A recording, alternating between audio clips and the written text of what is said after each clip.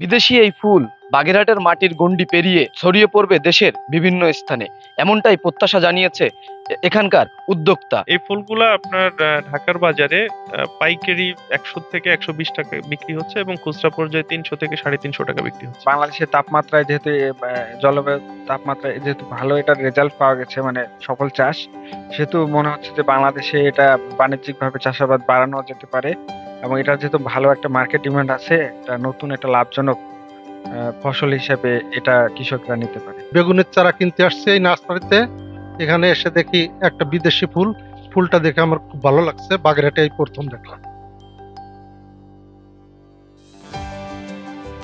আমি মনে করি যে এই ফুলটা আমাদের বাংলাদেশে চাষ করলে বাংলাদেশ আরো এগিয়ে যাবে বা খুব সুন্দর একটা ব্যবসা প্রতিষ্ঠিত হবে বাংলাদেশে, যেহেতু এটা মধ্যপ্রাচ্যে আমরা রপ্তানি করে থাকি।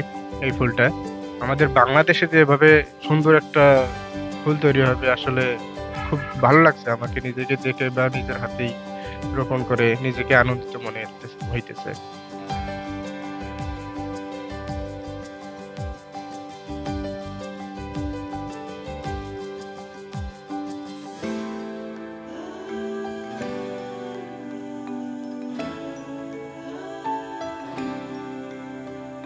সৈকত মণ্ডল, ডিবিসি নিউজ, বাগেরহাট।